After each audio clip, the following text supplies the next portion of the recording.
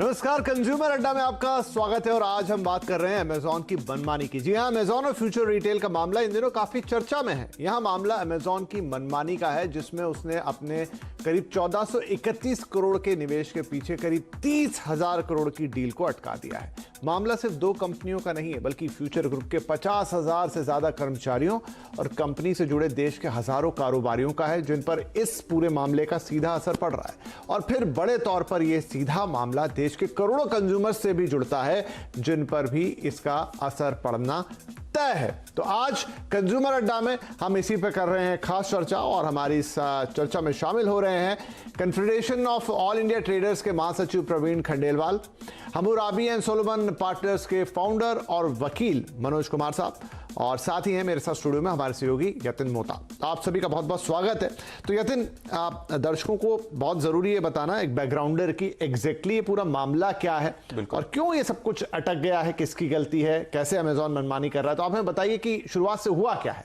तो देखिए विपिन, आपने जैसे पहले बताया, बहुत वैलिड पॉइंट था कि कुल निवेश जो है अमेजॉन का फ्यूचर ग्रुप में वो है करीब 1431 करोड़, और वो भी प्रमोटर एंटिटी के अंदर उन्होंने निवेश किया है। कोई भी कंपनी में सीधी तरीके का निवेश नहीं है, होल्डिंग कंपनी जिसे कहते हैं उसके अंदर निवेश है। अच्छा, ये 1431 करोड़ का निवेश के सामने फ्यूचर ग्रुप की लगभग 30,000 करोड़ रुपए की एसेट्स का जो ट्रांजैक्शन है रिलायंस रिटेल के साथ, वो कहीं ना कहीं इस लिटिगेशन के द्वारा, इस जो आरोप प्रत्यारोप जो लग रहे हैं उसके द्वारा ये डील के अंदर रोड़ा बन रही है। मेन इंपॉर्टेंट बात यहां ये है कि अमेजॉन कोई वायबल ऑप्शन जो है फ्यूचर ग्रुप के लिए लाई नहीं। उनका निवेश है मानते हैं, लेकिन कोई प्रकार का वायबल सोल्यूशन उन्होंने प्रोवाइड नहीं किया। मीडिया के माध्यम से काफी दिनों से रिलायंस रिटेल और फ्यूचर रिटेल और फ्यूचर ग्रुप के ट्रांजैक्शन के बारे में चर्चा हो रही थी, तभी भी अमेजॉन ने किसी भी प्रकार का। वीडियो में आगे बढ़ने से पहले डिस्क्रिप्शन बॉक्स में जो लिंक दिया गया है वहां पे क्लिक करके इंडिया के नंबर 1 ब्रोकरेज हाउस जीरोडा के साथ जुड़िए, जहां पे आपका ब्रोकरेज 0 लगेगा, और अगर लगेगा तो वो भी सिर्फ 20 रुपये इंट्राडे ट्रेडिंग के लिए। कम्युनिकेशन जो है सूत्रों के हवाले से ये हमको खबर मिल रही है कि उन्होंने नहीं किया। आईएनएस के खबर के हिसाब से जो उन्होंने आज रिपोर्ट दी है कि अमेजॉन कहीं ना कहीं अवगत था कि फ्यूचर ग्रुप का नेगोशिएशन रिलायंस रिटेल के साथ हो रहा है, और ये जो स्ट्रेटेजिक इन्वेस्टर्स के साथ जो एंगेजमेंट हो रही थी फ्यूचर के मैनेजमेंट की, इंक्लूडिंग किशोर बियानी, वहां किसी प्रकार का अमेजॉन का रोल नहीं था। अगर आप ये देखें, जैसे 50,000 एम्प्लॉइज हैं, स्टेक होल्डर्स बैंक्स भी हैं, क्योंकि उनका लगभग 18,000 करोड़ रुपए का कर्ज है। तो कहीं ना कहीं इसमें टैक्स पेयर का मनी है, कहीं ना कहीं इसमें एम्प्लॉयमेंट जुड़ा हुआ है, कि कहीं ना कहीं इसमें बड़े छोटे व्यापारी जो फ्यूचर ग्रुप को अपना माल सप्लाई करते हैं, उनके बारे में अमेजॉन ने सोचा नहीं। और कहीं ना कहीं ये जो डोमेस्टिक प्लेयर जो मजबूत हो रहे हैं, वो मुझे लगता है कहीं ना कहीं अमेजॉन इससे चिंतित है, और जो कंपटीशन मार्केट में होना चाहिए, फेयर प्ले जिसको कहते हैं हम, वो फेयर प्ले नहीं होना देना चाहते हैं, जिसके कारण हमने ये देखा है कि उन्होंने एक सिंगापुर में आर्बिट्रेशन की अर्जी लगाई, जिसको दिल्ली के हाई कोर्ट में चैलेंज किया गया है फ्यूचर ग्रुप के द्वारा। ठीक है, तो इसके टेक्निकल एस्पेक्ट्स पे और बातचीत करते हैं, लेकिन एक सलाम मनोज कुमार साहब से लेंगे। तो मनोज कुमार साहब, जो यतिन ने पूरा मामला बताया, और खासतौर पे एक पॉइंट बड़ा यहां पर वैलिड नजर आ रहा है कि सब कुछ ओपन में था, सब कुछ सामने था, लेकिन जब सब कुछ हो गया उसके बाद अमेजॉन आगे आया, तो ये कुछ टांग अड़ाने टाइप का अप्रोच हो गया। जी बिल्कुल। कुछ भी इस पे और टिप्पणी करने से पहले एक चीज में जो यति ने बताया उस पर करेक्शन करना चाहूंगा। यति ने बताया कि उन्होंने होल्डिंग कंपनी में शेयर्स लिए, इन्वेस्ट किए 1431 करोड़। इनफैक्ट जिस कंपनी में अमेजॉन ने इन्वेस्ट किया है वो होल्डिंग कंपनी भी नहीं है। वो कंपनी बहुत समय बाद उनके इन्वेस्टमेंट के बाद 9.83% शेयर्स ही अक्वायर की है फ्यूचर रिटेल में। फ्यूचर कूपन्स की आप बात कर रहे हैं, राइट? फ्यूचर कूपन्स की, तो वो इनफैक्ट होल्डिंग कंपनी में नहीं है। ये कहानी सारी अमेजॉन की महत्वाकांक्षा की है। उनकी हमेशा से रही है महत्वाकांक्षा कि जैसे वो ग्लोबल जायंट है, वैसे ही इंडिया में भी रिटेल स्पेस में ग्लोबल अपना नंबर 1 बने। हमारी जो कानून है वो उसको अलाउ नहीं करती है, बिकॉज हमारे अंदर सारे स्टेक होल्डर्स, जिनकी सबकी आपने नाम लिए, एम्प्लॉयज हो गए, जो रिटेल स्पेस के छोटे प्लेयर्स हो गए, वो वाला वर्ग, क्रेडिटर्स हो गए जिन्होंने पैसे लेंड किए हुए फ्यूचर ग्रुप को, end of course equity share holders, 3 lakh से अधिक इक्विटी शेयर होल्डर्स है फ्यूचर रिटेल के। इन सबका इंटरेस्ट ध्यान में रखते हुए एक सर्टेन रिजीम बना हुआ है इंडिया में, उस रिजीम को तोड़ने के लिए अमेजॉन एक के बाद एक गलतियां करती गई, हाफ ट्रुथ्स जिसको कहते हैं। कंपटीशन कमीशन के सामने कुछ आधी बात बताई, गवर्नमेंट ऑफ इंडिया के सामने टाइम टू टाइम जब भी इन्वेस्टिगेशन हुई उनकी सारी स्ट्रक्चर इंडिया में लेके क्लाउडटेल और उनका वगैरह, उस समय हाफ ट्रूथ्स बताए, हर जगह पे हाफ ट्रूथ बताते गए। सडनली जब ये वाला वाकया हुआ, जब फ्यूचर रिटेल और रिलायंस का डील हुआ जिसके बारे में सबको नॉलेज थी, पब्लिक नॉलेज, उनको खुद पता थी, उन्होंने ये बात सब रिकॉर्ड पे आई है कि फॉर्मल तरीके से उनको खबर भी मिली थी। ये सब जब अचानक से ही हुआ तो उनकी महत्वाकांक्षा को बहुत बड़ा ठेस पहुंचा है, और तब जितनी उन्होंने हाफ ट्रूथ्स बोली थी वो सब खुद अपने हाथों से खोल के रख दिया उन्होंने। इनफैक्ट जो आर्बिट्रेशन इनिशिएट किया सिंगापुर में, वो सिर्फ इसलिए किया कि इंडिया में उनको वो रिलीफ मिलता नहीं। जितनी चीजें उन्होंने साइन अप की थी वो सारी इंडिया के कानून के खिलाफ है, चाहे वो एफडीआई नॉर्म्स के खिलाफ हो, चाहे जो कंपनीज एक्ट के अंतर्गत रिस्ट्रक्चरिंग का 230 का जो प्रपोजल गया है उसको रोकने की बात हो, कोई भी इंडियन कोर्ट या इंडियन आर्बिट्रेशन, कोई इंडियन सीटेड आर्बिट्रेशन इन चीजों के खिलाफ कोई ऑर्डर नहीं पास करता। तो उनके पास एक ही चारा बचा था अपने महत्वाकांक्षा को अचीव करने का, कि किसी फॉरेन कोर्ट में जाके उनको दोबारा से हाफ ट्रूथ बता के और वहां से एक ऐसा ऑर्डर ले आए जो ऑर्डर आज के दिन रिकग्नाइज भी नहीं है। इंडियन आर्बिट्रेशन एक्ट में इमरजेंसी अवार्ड या इमरजेंसी आर्बिट्रेशन ना रिकग्नाइज्ड है, ना उसके ऑर्डर्स इन्फोर्सेबल है। इसीलिए ये अवार्ड का तो कोई कॉन्सिक्वेंस है नहीं। और इनफैक्ट दूसरा एक और करेक्शन, माइनर टेक्निकल इशू है, बट जो भी सूट फाइल हुआ इंडिया में वो उनको पब्लिक शेयर होल्डर्स के राइट्स में इंटरफियर करने से रोकने के लिए हुआ है, ना कि उस इंटरनेशनल आर्बिट्रेशन अवार्ड के खिलाफ। बिकॉज इमरजेंसी अवार्ड, जो अवार्ड एग्जिस्ट ही नहीं करता है इंडियन लॉ के कानून में, उसको चैलेंज करने का कोई प्रावधान ही नहीं है। तो मनोज जी, अगर टेक्निकली जी, तो आप कह रहे हैं कि उसको चैलेंज करने की आवश्यकता भी नहीं है, मतलब टेक्निकली आप उस पर कुछ मत कीजिए तो वो बाइंडिंग नहीं होगा, यही इसका मतलब लगाए हम? वो ऐसे भी बाइंडिंग नहीं है, उसको आप चैलेंज करेंगे तो उसको क्रेडिबिलिटी मिलेगी। ओके, तो यहीं पे है आज का सिचुएशन। तो इनफैक्ट जितनी चीजें अब अभी हो रही हैं वो सब इसलिए, दिल्ली हाई कोर्ट का भी जो एंगेजमेंट मिला है, जो कोर्ट सुन रही है, वो प्राइमरीली जो स्टेक होल्डर्स हैं उनके स्टेक की बात है। बिकॉज यदि फ्यूचर ग्रुप या इस तरह की कोई भी कंपनी यदि डिवास्टेटिंग स्टेज में जाती है, इफ इट गोज डाउन, तो सब लोग सफर करेंगे। उसमें 50,000 एम्प्लॉयज है वो सफर करेंगे, 3 लाख पब्लिक शेयर होल्डर्स है वो सफर करेंगे, जो क्रेडिटर्स है वो सफर करेंगे। तो ये किसी के हित में नहीं है। ठीक है, हमारे साथ प्रवीण खंडेलवाल साहब जुड़ गए हैं। प्रवीण जी, आप और आपकी संस्था तमाम विदेशी प्लेयर्स का, चाहे अमेजॉन हो जाए या कोई और, उनका लगातार विरोध करते रहे, लेकिन ये पूरा मामला इस तरीके से निकल कर आया है कि अमेजॉन जिस तरह की मनमानी कर रहा है वो ये नहीं चाहता है कि कोई और यहां पर ग्रो करे, या किस तरीके से अगर फ्यूचर ग्रुप अगर मुश्किल में था तो वो दूर खड़ा देखता रहा, लेकिन उसने आके मदद नहीं की। लेकिन जब दूसरी तरफ से डील मिली तो अब उनको वो बात अच्छी नहीं लग रही है। देखिए, मैं आपको याद दिलाना चाहूंगा ईस्ट इंडिया कंपनी के बिजनेस मॉड्यूल पर। ईस्ट इंडिया कंपनी ने बिल्कुल इसी तरीके से हिंदुस्तान के अंदर प्रवेश किया, और जैसे अमेजॉन हिंदुस्तान की कंपनियों को टेक ओवर कर रहा है, उसी प्रकार से ईस्ट इंडिया कंपनी ने उस समय पहले थोड़ा बहुत कारोबार को टेक ओवर किया, और उसके बाद जो राजा महाराजा जिनके अधीन राज्य थे उसका उनको कंट्रोल किया। हमारा तो निश्चित मानना है कि अमेजॉन जैसी जो विदेशी फंडेड कंपनियां हैं वो वास्तव में इकोनॉमिक टेररिस्ट है, आर्थिक आतंकवादी है, और ये आर्थिक आतंकवाद का इतना बड़ा खेल हिंदुस्तान के अंदर चलाना चाहती है कि जो हमारी हिंदुस्तान ग्रोन कंपनीज हैं उनको धीरे धीरे करके जो भविष्य में कभी इनके लिए खतरा हो सकती है, उसमें उनके ऊपर ये फिलहाल अभी कब्जा करे, जिससे कि एक समय में भारत के रिटेल बाजार पर कब्जा किया जाए। खुले रूप से ये कंपनियां एफडीआई पॉलिसी का खुला उल्लंघन कर रही हैं, लेकिन वहां पर कुछ लकुने होने की वजह से इनके खिलाफ कोई कार्रवाई नहीं होती है। हम लगातार CBI, ED, RBI, government of India, DIBB, जितने भी फोरम हो सकते हैं, हमने सभी फोरम पर इनके खिलाफ शिकायत की है। हम कोर्ट में भी इनके खिलाफ शिकायत की है। अब कोर्ट का प्रोसीजर हम सबको मालूम है, वो एक बड़े उसके बाद चलता है, लेकिन कहीं ना कहीं हमें दिखाई देता है कि ये जो सरकार के जो ये विंग है, इनमें भी कहीं ना कहीं एक बड़ी शिथिलता है। और इसमें खास तौर पर अमेजॉन के साथ साथ फ्यूचर ग्रुप का भी इसमें मैं निश्चित रूप से उनको भी दोषी मानता हूं कि किस तरीके से फ्यूचर ग्रुप ने कुछ पैसों की आड़ में इतना बड़ा अधिकार अमेजन को सौंप दिया। पावर ऑफ अटॉर्नी पूरी की पूरी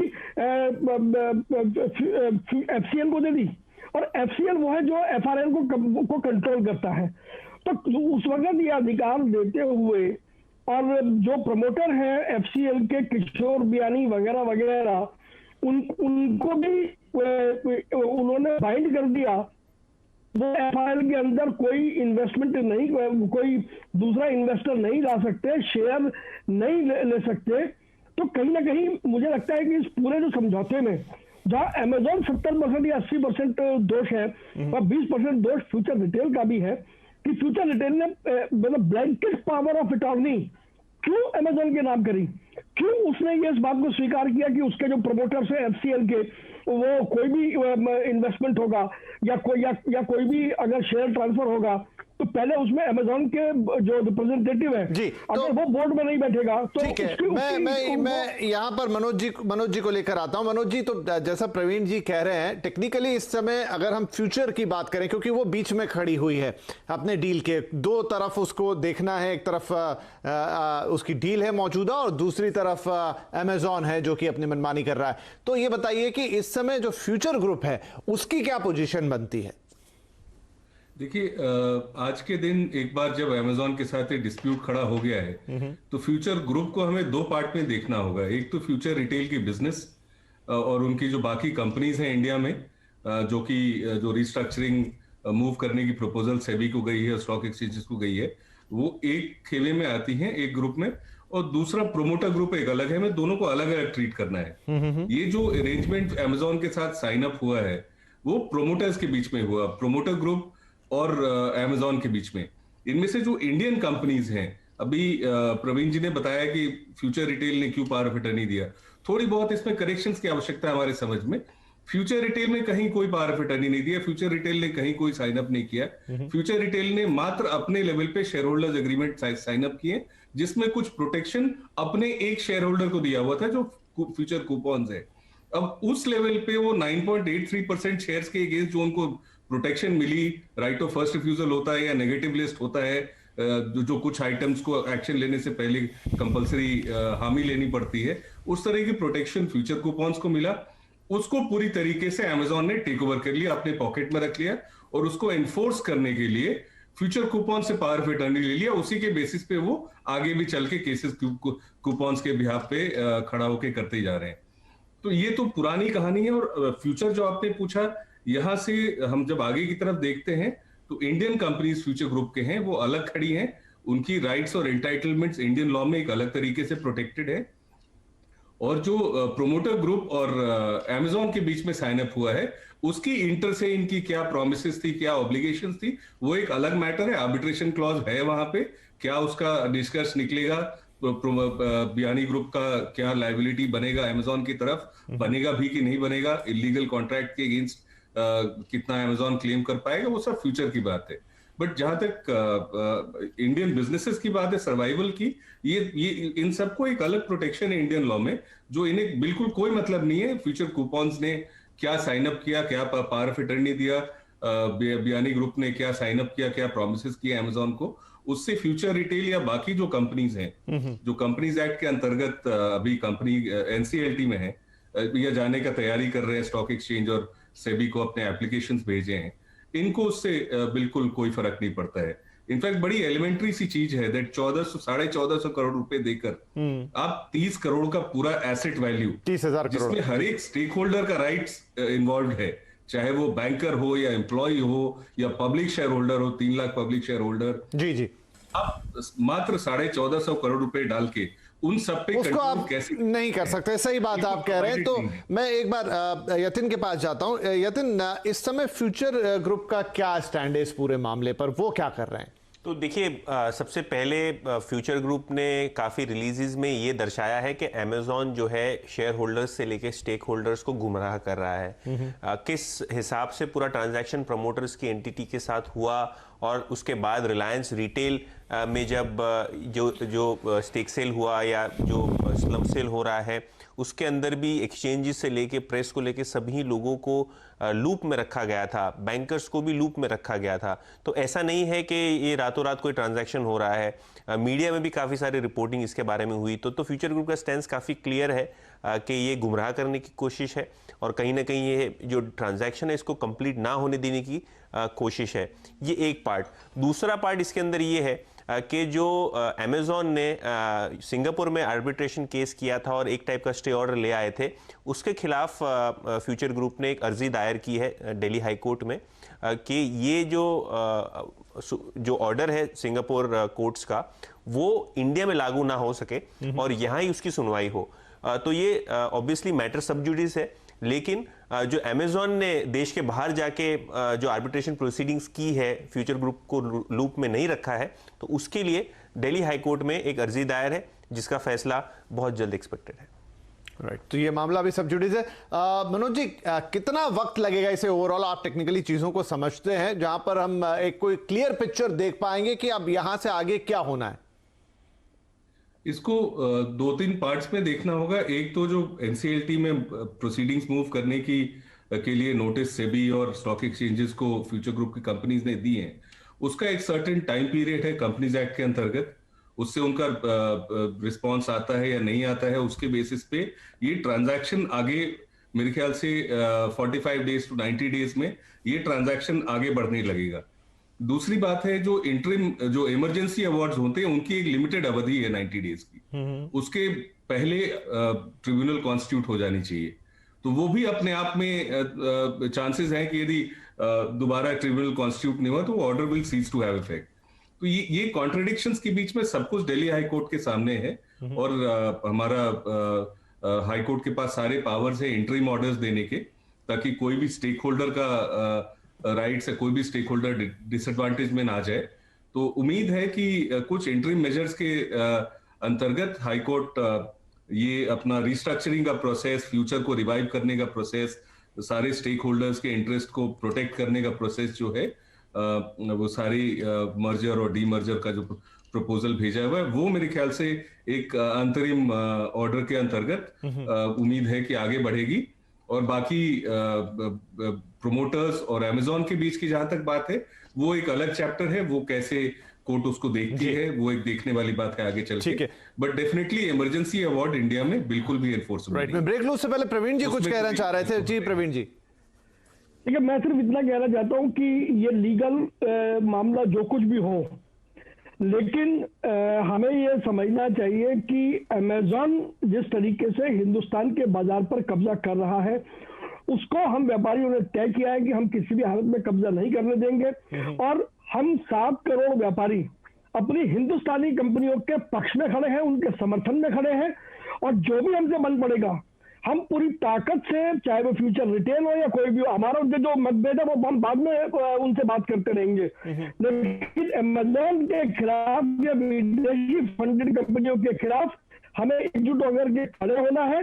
और मैं आपके चैनल के माध्यम से ये भरोसा देना चाहता हूँ कि देश का व्यापारी हिंदुस्तानी कंपनियों के पक्ष में खड़ा है, मजबूती से खड़ा है, और उसके लिए जो भी कुछ बनेगा, अगर हमें कोर्ट में जाना पड़ेगा तो हम भी उसमें पार्टी बनेंगे। राइट। तो यहाँ पर यह है कि इंडियन कंपनीज के लिए इंडियन एंटरप्रेन्योर्स जो छोटे व्यापारी हैं वो भी आगे तैयार है। उनका कहना है कि हम अगर ऐसा मौका आता है कि किसी एक को चुनना और सहयोग करना है तो इंडियन कंपनीज पे वहां साथ देंगे। डिस्पाइट कि हमारे बीच में मतभेद है वो अलग बातें हैं, लेकिन हम खड़े रहेंगे इंडियन कंपनियों के पक्ष में। चलो एक छोटा सा ब्रेक लेते हैं। ब्रेक के बाद इस उलझे हुए मामले के कुछ और सिरे, कुछ और तार पकड़ेंगे और समझेंगे कि बात कहां जा रही है। छोटा सा ब्रेक।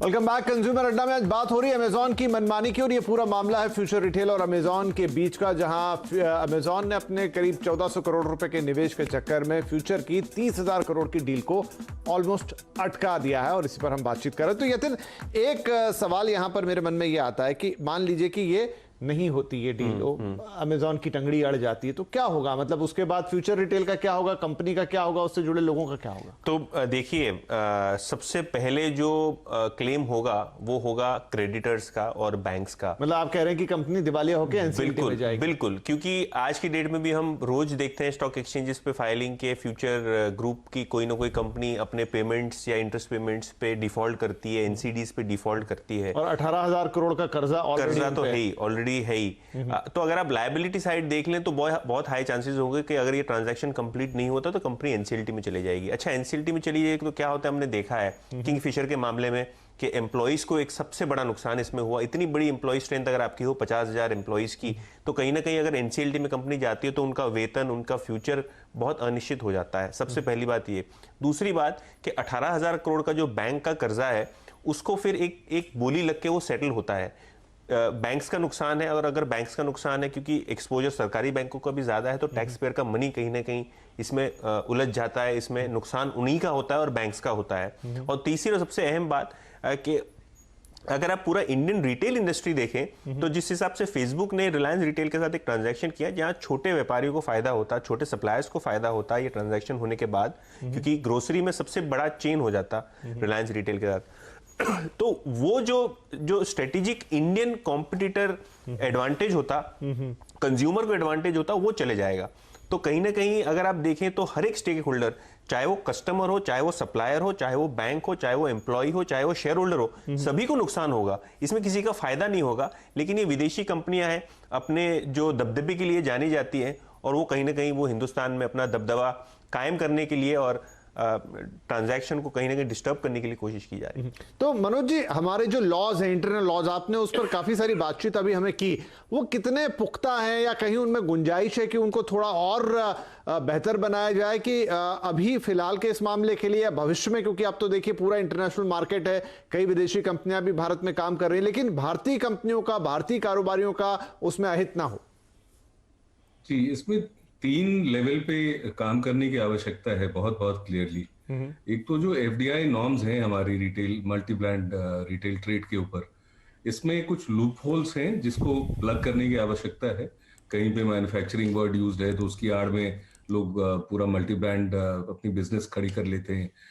कुछ और लूप होल्स हैं जिसमें एक पैरेलल क्लाउड टेल टाइप का स्ट्रक्चर अमेजोन के केस में ही ले तो वो चलता है, तो इनफैक्ट इन इफेक्ट वो मल्टी ब्रांड कर रहे हैं, बट एक टेक्निकल लूप होल की वजह से उससे निकल जाते हैं। तो एक तो इस तरह के लूप होल्स को प्लग करना इमीडिएटली बहुत जरूरी है, बिकॉज ये वाले वाकया के बाद तो क्लियर हो गया कि इसकी कॉन्सिक्वेंसेस बहुत वाइड है। और सिर्फ ये एक ट्रेडिंग, ऑनलाइन ट्रेडिंग की बात नहीं है, बट बहुत दूर तक जाके बहुत बड़ा एक व्यापारी वर्ग है वो इम्पैक्ट होता है, एम्प्लॉयज इम्पैक्ट होती हैं, कस्टमर्स जो, जैसा विपिन अभी यतिन समझा रहे थे कि जो कस्टमर्स हैं उनको जो बेनिफिट मिलता है वो डिनाई हो जाता है। दूसरा एक एरिया है जहां पे काम करने की आवश्यकता है, सरकारी तौर पे भी और कोर्ट्स के तौर पे भी।